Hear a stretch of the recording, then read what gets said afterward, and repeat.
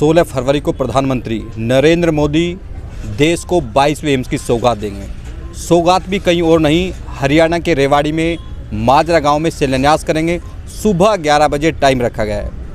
ऐसे में किस तरह से यहाँ पर एम्स का लाभ मिलेगा, क्योंकि तमाम तरह की चर्चाएं भी चल रही है कि लोकसभा चुनाव से ठीक पहले इस तरह से एम्स का शिलान्यास करना कहीं ना कहीं राजनीतिक फ़ायदे के लिए इसका उपयोग किया जाएगा और इसी के चलते लोकसभा चुनाव से ठीक पहले इसको शिलान्यास करने की तैयारी चल रही है। बताया जा रहा है कि मैच कुछ दिन बाद ही इस पर कहीं ना कहीं आचार संहिता लगने वाली है। ऐसे में कहीं ना कहीं पूरी तरह से, क्योंकि 2015 में इसकी घोषणा की गई थी, एक लंबा समय करीब 9.5 साल बाद कहीं ना कहीं जो एम्स है अखिल भारतीय आयुर्विज्ञान संस्थान मूर्त रूप लेता हुआ दिखाई दे रहा है। ऐसे में हमारे साथ कुछ वरिष्ठ पत्रकार मौजूद हैं, उनसे भी जानेंगे आखिर वो इस पर क्यों सोचते हैं। मैं आपको रूबरू करा दूं, हमारे साथ हैं वरिष्ठ पत्रकार धनेश विद्यार्थी जी, जो लगातार लंबे समय से पत्रकारिता कर रहे हैं और कहीं ना कहीं रेवाड़ी ही नहीं दक्षिण हरियाणा में की जो राजनीति को बखूबी समझते हैं, क्योंकि मेवात से लेकर तमाम जगह इन्होंने पत्रकारिता की है। वहीं इनके अलावा बात कर लें तो हमारे साथ वरिष्ठ पत्रकार तमाम कई अखबारों में ब्यूरो चीफ रहे हैं और कई तरह की जिम्मेदारी संभालते हैं, तो ऐसे में एक लंबा अनुभव इनके साथ है प्रीतम आर्य जी, तो इनसे भी जानेंगे आखिर ये क्या सोचते हैं। विद्यार्थी जी, क्या कहेंगे जिस तरह से कल प्रधानमंत्री जी?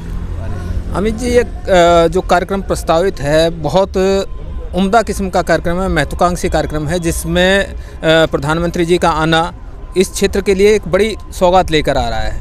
मगर इसके साथ ही जो देरी हुई 2015 से लेकर अब तक, उससे नुकसान भी इस क्षेत्र को हुआ है। जनप्रतिनिधि जो थे वो सही ढंग से इस मामले को परस्क्यू नहीं कर पाए, मगर अब वो अतीत की बातें हो गई।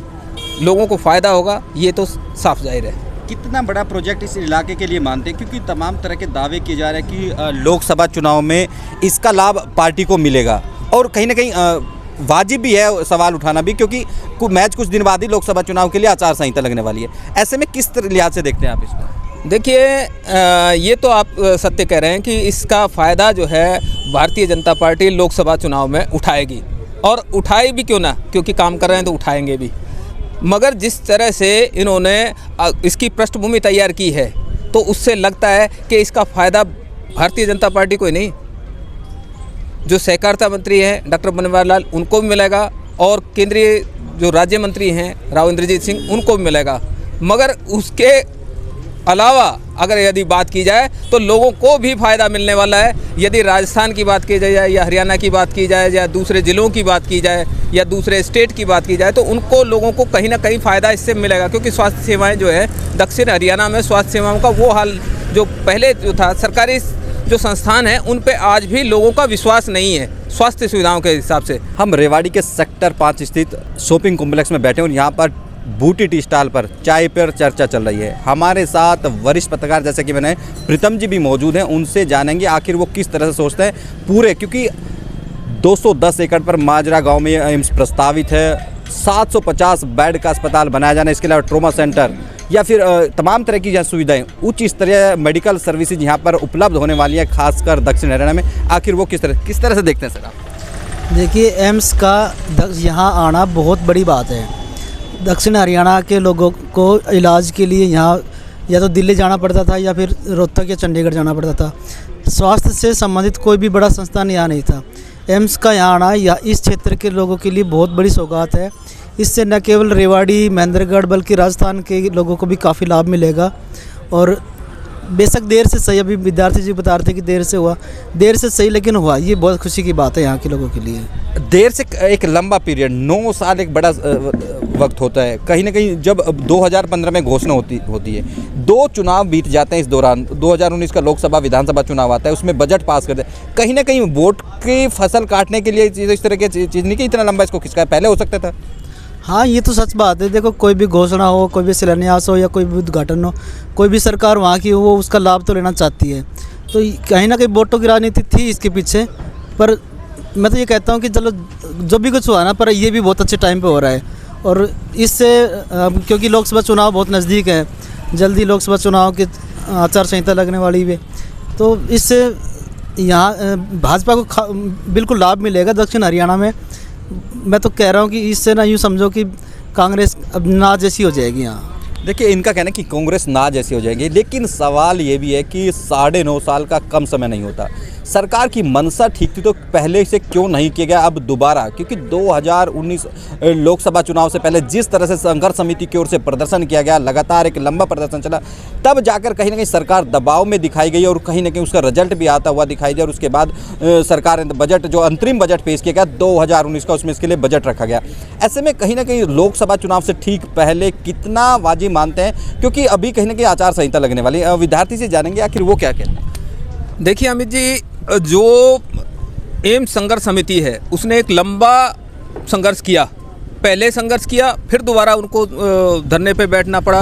और देखिए, सरकार में भाजपा सरकार, ऊपर भी भाजपा सरकार, नीचे भी भाजपा सरकार, यहाँ मनोहर लाल जी बैठे हैं, वहाँ प्रधानमंत्री जी बैठे हैं नरेंद्र मोदी जी। और यहाँ देखिए, जिस क्षेत्र की बात करते हैं हम, बावल विधानसभा क्षेत्र की, उसमें भी भाजपा की सरकार, वहाँ खुद सहकारिता मंत्री, विधायक भाजपा के। और फिर उसके बाद में ये 9 साल का जो पीरियड बता रहे हैं ना, 15 से 19 के बीच में, ये भाजपा के कार्यकाल की बात है। दोनों जगह सरकारें थी। और मज़ेदार बात ये है कि जब भी पूरा नहीं हो पाया, क्या ये ना माना जाए कि राजनीति में क्रेडिट के खेल में कहीं ना कहीं देरी हुई या कुछ और था? जी जी, बिल्कुल सही आपने कहा कि ये जो राजनीति है वो राजनीति ही खेली गई है दक्षिण हरियाणा के साथ में। अब ये तोहफा दिया गया कि यहाँ से जो वोटों की फसल है उसको बटोर लिया जाए और लोकसभा चुनाव में जीतकर फिर एक बार झंडा बुलंद कर दिया जाए। कभी सुधा यादव कहती है कि डेट में बताने आई हूँ, कभी इसमें तमाम तरह के नेताओं की एंट्री होती है। राव इंद्रजीत, एक नारा चल रहा है कि एम्स आया, राव आया एम्स लाया, कुछ इस तरह की। तो आपको क्या लगता है, किसको श्रेय देंगे आप? अजी, राव आया एम्स आया, तो ये जो राव थे वो पहले भी यहीं थे और आज भी यहीं हैं। और अब जो आया है तो ये जो मोदी जी की देन है, न कि राव की देन है। यदि भाजपा का निशान, कमल निशान जो है, वो यदि राव इंद्रजीत सिंह के हाथों से भी ले लिया जाए तो राव का कोई वजूद नहीं बचेगा। ये राजनीतिक तौर पे कड़वी सच्चाई है और उसके विरोधी भी जानते हैं और जनता भी जानते हैं। और जनता के हाथ में वोट की ताकत। राव भी जनता के वोट के लिए आज, जैसे पिछली बार गिड़गिड़ाए थे, ऐसे ही वो जो अब रैली में जब न्योता देने जा रहे हैं लोगों को, वो कह रहे हैं कि भाई सभी को बुला के लेके आओ। देखिए, विद्यार्थी जी स्पष्ट तौर से कहते नजर आ रहे हैं कि कहीं ना कहीं कमल का फूल और मोदी का जो जलवा है वो बरकरार है। उसी के चलते तमाम क्रेडिट भी उसको दिया जाता है और आज उसी का परिणाम है कि जो एम्स से फलीभूत होता हुआ दिखाई दे रहा है। और हर कोई मोदी के नाम की फसल काटना चाहता है, शायद उन्हीं के नाम पर जीत कर आता है, जैसा कि विद्यार्थी जी बता रहे हैं। हमारे साथ एक राजस्थान के व्यक्ति भी मौजूद हैं, उनसे जानेंगे, क्योंकि दावा ये भी किया जा रहा है कि एम्स जो रेवाड़ी में बनने वाला है उसको राजस्थान को अभी लाभ मिलेगा। सर, क्या नाम है आपका? कमल नाम है सर। आप किस तरह से देखते हैं राजस्थान को, किस तरह से फायदे मिलेंगे उसका? हमें सर यहीं आते हैं हम ज़्यादातर इलाज के लिए। हाँ जी, तो आप लोगों को फायदा मिलेगा? बहुत फ़ायदा मिलेगा सर। एक मोदी जी को किस तरह से देखते हैं आप? मोदी को अच्छी तरह देखते हैं सर। देश के लिए कितने उचित है मोदी जी? बढ़िया है जी। अब की बार जीत रहे हैं कि नहीं जीत रहे हैं? जीतने की उम्मीद है हमें। राजस्थान में कैसा माहौल है? ठीक ठाक है। मतलब कांग्रेस को भी मिलेगी सीट वहाँ पे? कुछ मिली है कांग्रेस को। मुसलमानी इलाका में मिलेगी या नहीं मिलेगी? अब तिजारा क्षेत्र में मुसलमानी इलाका है ना, इसलिए मिल जाती है कांग्रेस। हाँ जी। लोकसभा में कुछ है उम्मीद? देखते हैं, अब देखो क्या होता है। देखिए, जो राजस्थान के कमल जी हैं, इनका कहना है कि मोदी जी का ही जलवा है और लगातार मोदी जी के नाम पर वोट पड़ती है और लोग जो एम्स बन रहा है उसका लाभ मिलेगा। बात क्रेडिट की करते हैं, क्योंकि पिछले दिनों हमने लगातार देखा था कि जो एक क्रेडिट लेने का खेल चल रहा है उसको लेकर भी चर्चाएं लगातार चल रही है। प्रीतम जी, क्रेडिट किसको देंगे आप इस एम्स को लेकर? देखिए, क्रेडिट की बात भाई, हमारे यहाँ जो केंद्रीय मंत्री राव इंद्रजीत सिंह, उन्होंने काफ़ी प्रयास किए, इसमें कोई दो राय नहीं है। ये भी सच है कि एम्स संघर्ष समिति ने भी काफ़ी प्रयास किया था। बीच में चाहे राजनीतिक खेल लगा लो या कुछ भी समझो, खेला हुआ था उसमें। उस दौरान राव इंद्रजीत ने भी काफ़ी पैरवी की थी इसकी। बनवारी लाल जी ने भी काफ़ी पैरवी की है स्टेट गवर्नमेंट में अपने, जितना जो उनसे बन पड़ा।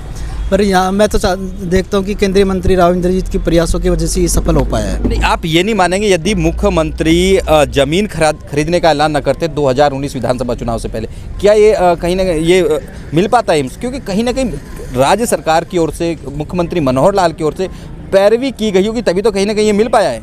देखो, केंद्रीय मंत्री राव इंद्रजीत सिंह और प्रदेश के मुख्यमंत्री मनोहर लाल खट्टर, इनमें कहीं ना कहीं तालमेल का भी कमी देखी गई थी।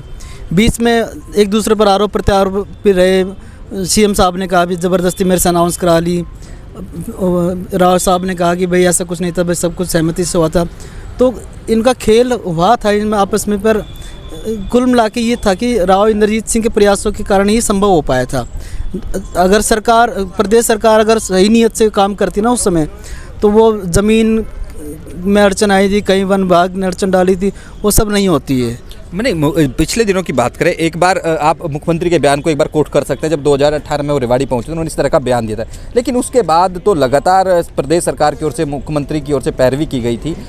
केंद्रीय मंत्री थे रावजीत, उन्होंने भी की होगी, लेकिन मुख्यमंत्री का कहीं ना कहीं बड़ा रोल तो इसमें रहा ही होगा ना। हाँ, ये सच बात है। मुख्यमंत्री सूबे के मुख्यमंत्री है तो उनका रोल तो रहता ही है, पर अगर वो सही नीयत से काम करते तो बहुत पहले ही काम हो जाता। अच्छा, आप कह रहे हैं कि उन्होंने उतनी शिद्दत से प्रयास नहीं किया, इसके चलते देर हुई है। डॉक्टर बनवारी लाल, क्योंकि उनका अपना मानना है कि हमने पिछले दिनों देखा भी था कि उनकी रैली में वो डॉक्टर होने के नाते उनकी सोच रही थी उनकी एम्स यहाँ पर आए, और प्रस्ताव भी तमाम विधायकों के जो दक्षिण हरियाणा के थे उन्होंने उसके साइन भी कराए। उसके बाद राव साहब के साथ साझा की गई चीज़ें मुख्यमंत्री के साथ साझा की गई, उनको के लिए क्या कहेंगे? हाँ, देखो डॉक्टर बनवारी लाल ने भी काम की इस मामले में काफ़ी प्रयास किए। यदि सोच ही नहीं रखते तो शायद ये रिजल्ट नहीं आ पाता। हाँ ना, उनका प्रयास भी रहा है इसमें कोई दो राय नहीं है।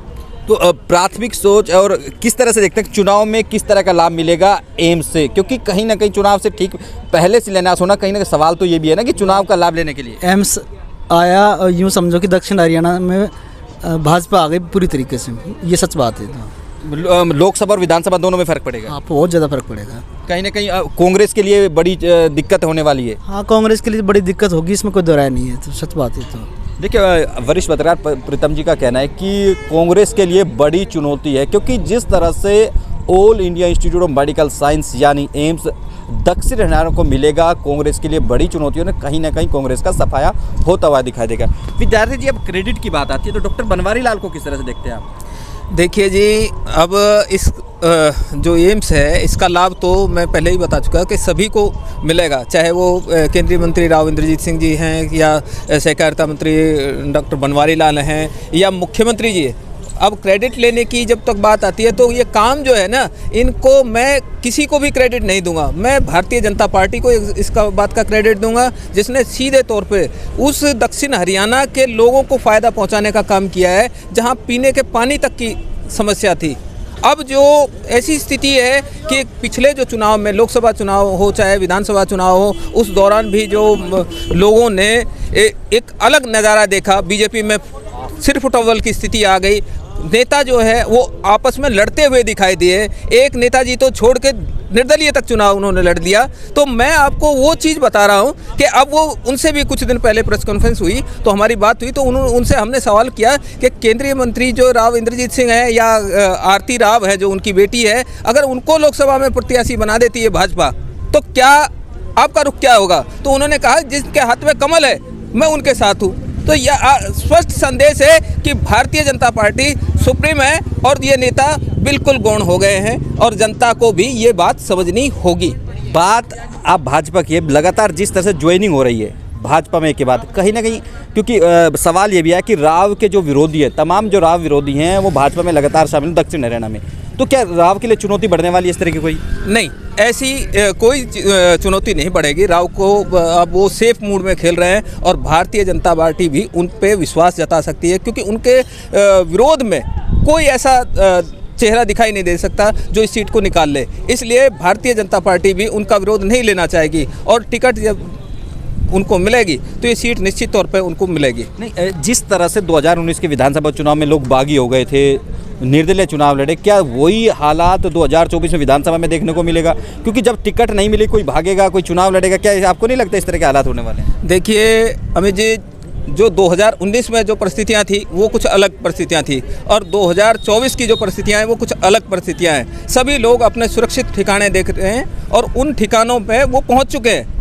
अपना वजूद बचाने के लिए अब भारतीय जनता पार्टी को आश्रय बनाया जा रहा है, वहाँ जो है ठहराव किया जा रहा है कि हाँ अब हम यहाँ ठहरना चाहिए हमें। अच्छा, एक क्वेश्चन और लेते हैं, राव साहब की राजनीति को किस तरह से देखते हैं? क्योंकि दक्षिण हरियाणा के दिग्गज बताए जाते हैं, क्या वो भी अपनी और बेटी तक की राजनीति देख रहे हैं कि इनको सेट किया जाए किस तरह से आरती राव को? देखिए, आरती राव जो है उनकी बेटी है, मगर जो है वो जनता से भी जुड़ रही है। तो इसका मतलब ये हुआ कि राजनीति में बदलाव जैसे भाजपा कर रही है। आप ये कहना चाहते हैं जो जिस तरह से राव साहब दूरी बना के रखते थे, अब वो कहीं ना कहीं लोगों के बीच जा रहे हैं?